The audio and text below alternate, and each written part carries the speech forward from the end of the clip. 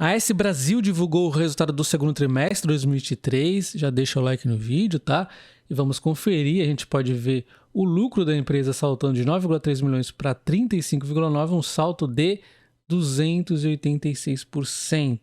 Porém, o lucro esperado aqui pelo consenso do mercado era de 64 milhões. Eu não achei o EBITDA projetado pelo mercado, mas de qualquer forma, eu não gosto muito de ver o lucro projetado. Tem aqui algumas variáveis que vão interferir muito, né? Para uma empresa elétrica, principalmente ainda mais em processo de investimento, o mais correto seria o EBITDA mesmo, né? Enfim, eu trouxe aqui o da BTG, as expectativas, a gente vê que é bem diferente. A BTG esperava 29 milhões de lucro. Então, pela BTG foi acima, por exemplo. Já o EBITDA, a BTG esperava 345 milhões, veio 347, então veio bem próximo do que a BTG estava esperando no EBITDA, um pouquinho acima aqui em termos de EBITDA. Então dá para ver que o resultado da empresa, provavelmente, se a BTG fez tudo certinho aqui, está em linha com o que o mercado espera. Eu achei o resultado bastante interessante, tá? Nós podemos ver uma receita maior no resultado da empresa, principalmente por conta da entrada de novos ativos e também um custo de energia aqui um pouco menor na parte aí da comercialização. E falando da questão operacional da empresa, as hidrelétricas foram bastante tranquilas porque não estamos em crise hídrica. Depois a gente tem que falar aqui como é que tá o investimento da empresa aqui, né? A gente já vai falar mais detalhe ao fim do vídeo, mas de qualquer forma a situação hídrica do Brasil está tranquila, a gente tem que olhar a situação hídrica do Brasil, tá? Lembre-se disso, não adianta ver só a da SB3, tem que ver sempre do Brasil, porque é um risco compartilhado, enfim, tá tranquilo. A geração eólica, nós tivemos aqui um bom desempenho, né? Um salto aqui de 125%, por quê? Porque nós tivemos aqui a entrada, a compra aqui, principalmente aqui de 3 ativos eólicos, né? Os ventos do Araripe, Caetes e Cassino, e aí tiveram uma geração bastante maior. Nós tivemos ainda a questão do curtailment, um pouquinho aqui, onde parte da energia é desperdiçada, né? O Brasil ainda acontece isso, por isso que é necessário as linhas de transmissão na parte de ventos aqui, mas ela também seguiu investindo aqui na eficiência desses ativos, depois a gente vai falar mais, tá?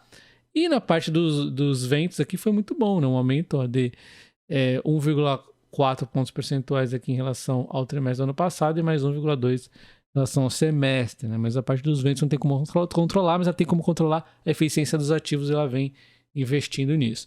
A disponibilidade aqui da solar também teve um momento favorável, né? Então foi tudo bom aqui.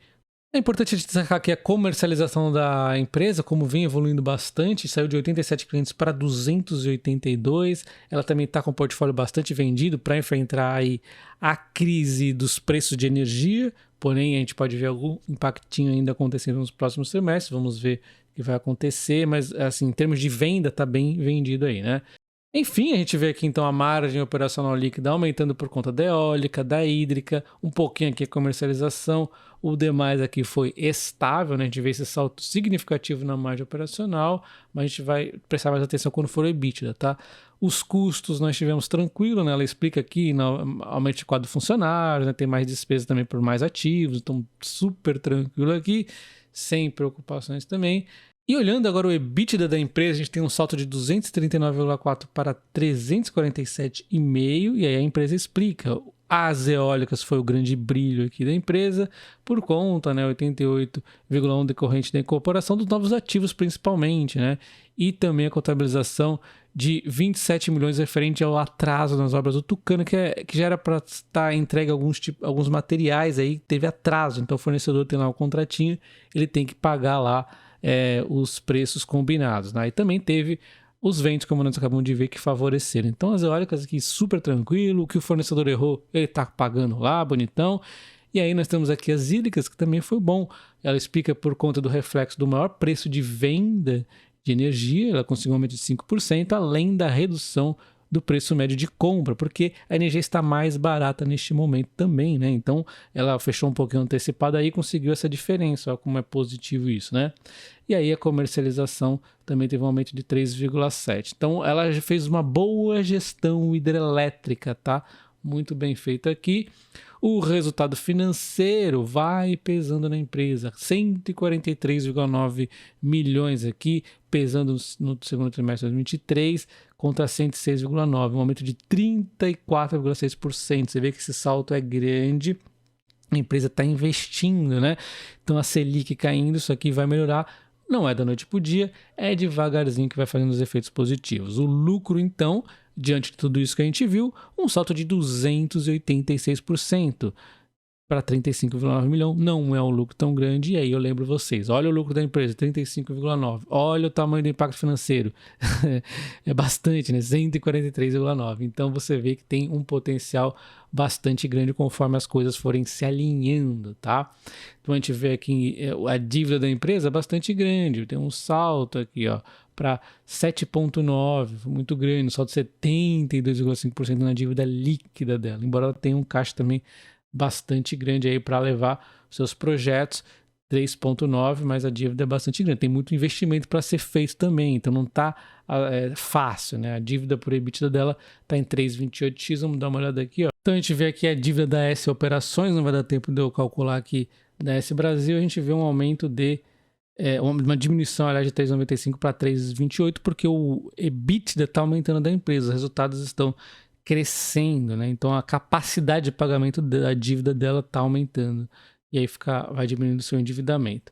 Então nós temos aqui o Bar, olha aqui o Barsi, né? Aparecendo aqui com 5,01% da empresa. Ele comprou as ações recentemente, desde a época que ele falou que estava de graça, realmente estava muito barato, subiu e ainda comprou mais um pouco, que foi quando saiu o fato relevante. Então ele andou comprando também aos preços praticamente atuais aqui da S Brasil, né? Ele está confiando bastante na empresa. Quando a gente observa o portfólio da S Brasil, é nítido a gente entender o case da empresa, né? Tá evoluindo no portfólio, vai aumentar em 1 GB aqui a produção dela, vai ficar menos hídrica a empresa, bastante aqui eólica, né? Depois ainda tem mais um pouco no pipeline, e aí a gente tem, ó, quantos projetos que tem para entrar, muito interessante observar isso, muita coisa para entrar. Terceiro trimestre de 2023, olha só, 2023 em algum momento. Então temos aqui, ó, ativos em construção que vão estar aí sendo disponibilizados, né? Vamos entender mais aqui, ó, ela mostra aqui os complexos em construção. O complexo eólico Tucano tende a entrar em operação no terceiro trimestre de 2023, então mais uma receita para a empresa, mais uma EBITDA para a empresa. Temos aqui o complexo Cajuína fase 1 no segundo semestre de 2023 e o Cajuína fase 2 primeiro trimestre de 2024. Então tem aqui entradas, né, para a empresa e melhorando os resultados. Um grande problema da S Brasil é a questão das hidrelétricas, mas tem um ponto positivo aqui, eu já vou comentar. Ela tem aqui vencimentos das concessões, praticamente todas em 2032, o que é logo ali, né? Já tem uma questão calculada por ela, então precisa ver se realmente vai ser isso, de 3 bilhões. Está aqui a matéria para nos explicar mais, né? Então a S Brasil prevê 3 bilhões de indenização em caso de renovação das hidrelétricas. O grande problema é se realmente o governo não vai querer recalcular. O governo está cheio de historiazinha, ainda mais que foi a empresa que trouxe isso aqui, né? Enfim, a S Brasil tem direito a ser indenizada pela reversão dos bens constantes do projeto básico de sua usina e igualmente por investimentos posteriores, com contratos prevendo indenização dos investimentos realizados ainda não amortizados, desde que autorizados pela ANEEL. Então a ANEEL previu ali, autorizou diversos investimentos e tem que ser recompensada a empresa. É aquela velha briga que volta e meia tem no setor de utilidade pública, tanto elétricas quanto empresas de saneamento, né? O governo combina uma coisa e depois fica aí dando uns enrosquinhos. Então vamos ver como é que vai acontecer. Mas existe uma grande possibilidade de um abatimento bem interessante, né? Vamos supor, não foi 3 bilhões, foi 2. Já dá uma grande facilidade da empresa conseguir renovar essas concessões, mas ela vai ter que desembolsar o dinheiro ali, né? Vamos ver. É algo para ficar no radar. Tem até 2032, né? Antes de chegar a 2032, a gente vai ter mais informações sobre isso, mas é um ponto muito importante. E falando então dos investimentos da empresa, ela vem investindo em crescer, mas também vem investindo em modernização e manutenção, por exemplo, a modernização nas usinas hídricas, né, que 25,7 milhões no segundo trimestre ela investiu, só no semestre aqui 44,5, mais do que ela havia investido, ó, no ano passado.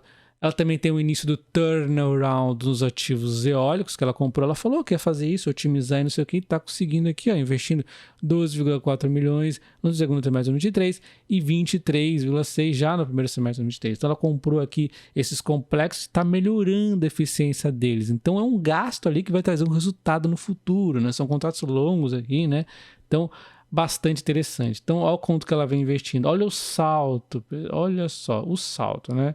943 para 1,6, aqui no semestre. No trimestre, também um salto de 44,2%. Então, ela está investindo muito, é muita grana sendo investida, mas vai diminuir. Olha o plano de investimento da empresa, né? 2,8 em 2023, uma porrada de investimento em 2023, e em 2024 dá uma redução muito grande, de 228,8, depois 127, e aí fica bem tranquilinho aqui, normalzinho, né? É até 2023 mesmo, grande questão de investimento da empresa. Então, o que a gente pensa? O investimento vai reduzir pra caramba em 2024, depois ainda mais em 2025, enquanto o EBITDA vai vir trazendo os resultados aqui, melhorando pra caramba com as novas entregas e com os turnaround, aí as melhorias que a empresa está fazendo. Então os resultados vão crescer da S Brasil, mas além disso tem também o endividamento que a gente tem que ficar de olho para onde vai indo o endividamento, mas de qualquer forma a Selic está diminuindo para ajudar um pouco a empresa bem no momento que ela pode ficar mais endividada aí, né?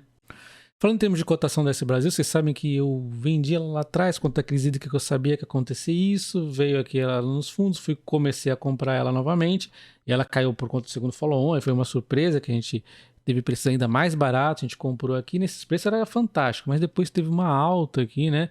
Chegou, ó, vamos ver o quanto que ela subiu depois daquele ruído lá da questão do Itaú, aquelas besteiradas lá, né? Chegou a subir, ó, 38%, e hoje ela tá com uma alta de 29,5%. Na minha opinião, é um preço interessante ainda, é uma boa empresa. A gente acabou de ver tudo que tem para melhorar nela, né? Tá mais claro o que é isso da S Brasil, exceção ali das hidrelétricas, a gente vai ter que ver como é que vai desenrolar aquilo. Mesmo assim, tem uma chance de finalizar favoravelmente.